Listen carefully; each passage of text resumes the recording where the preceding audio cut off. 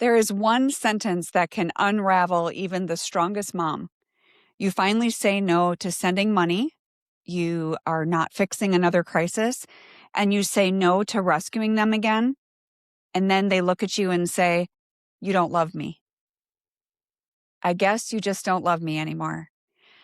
That just stabs at our heart. And in that moment, your chest tightens and your mind starts racing and you want to prove them wrong. But what if that sentence isn't about love at all? What if it's about control? Today, I'm going to give you 4 things to understand so you don't collapse into the guilt the next time that this happens. So let's dive right in.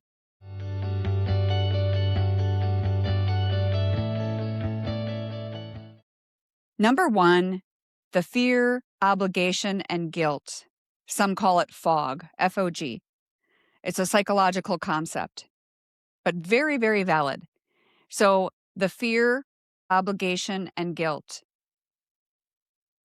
When your adult child says, "You don't love me," they're activating that obligation because your identity as a mom, as they even know, is built around loving, helping, and protecting them. So in your mind, you're thinking, if I don't help, I must be failing.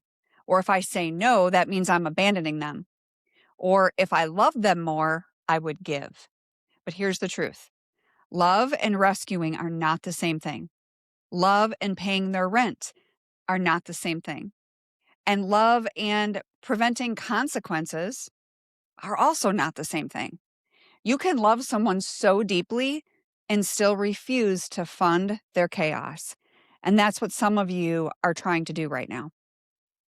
Number 2 is I want you to translate what they're actually saying.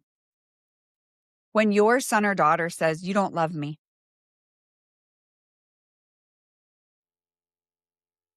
what they're really meaning many times is, "I don't like your boundary," right? "I'm uncomfortable with this, so I'm going to press that button that makes you change your mind." We all have that button, don't we? It feels like rejection to you, but it's actually resistance. And so when you translate it like that, it stops being this, ugh, and becomes more information. And when then you can kind of look at that and observe, instead of being in react mode, then you can become more steady. So, and this is exactly the kind of work that we go deep into at my Rise retreat, because knowing this intellectually is one thing, but holding steady when your child is challenging you is another story, isn't it? So at my retreat, Rise, we focus on self-awareness, emotional regulation, strengthening who you are so guilt does not control you anymore. And I want to tell you something. If you've been watching my videos but haven't taken that step in person yet, this could be your moment. My next retreat is here in Florida in April 24, 25. And if you're coming, secure your seat. Registration is still open. And if you're unsure whether the retreat is your next best step, or maybe you just need clarity around what other type of support could make sense for you, then go ahead and book a heart-to-heart consultation. It's not a coaching call, but it will give you and I the clarity, and I can give you the direction and what I feel would be your next best step. Both links are below. So I look forward to seeing you in person, hopefully talking to you on that call as well. Number 3 is stop freezing. Most moms freeze in this moment because we don't know what to do. So here's a few simple responses that can help you. You might need to practice them. What about you said, "I love you," and my answer is still no? That sounds like something we would have said to a 2-year-old, doesn't it? It sounds like something we would have said to a toddler. "I love you, but my answer is still no."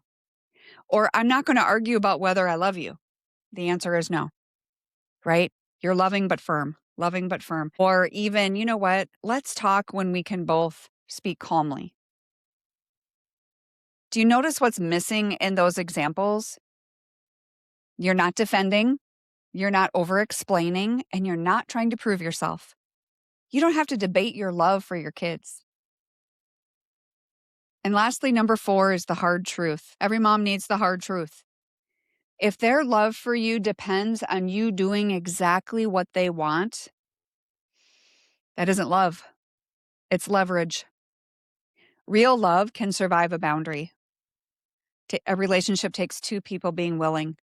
Sometimes the most loving thing you can do is stop proving your love through all these sacrifices you give. Because every time you give into guilt, you teach them that guilt works. And I promise you, they're not just using it on you. But every time you stay steady, you're teaching them that emotional pressure no longer controls you. So I hope this video encouraged you today. If you'd like to be notified when I post a new one, make sure you're subscribed to my channel and tap the little bell so you don't miss it. I will see you in the next episode. God bless.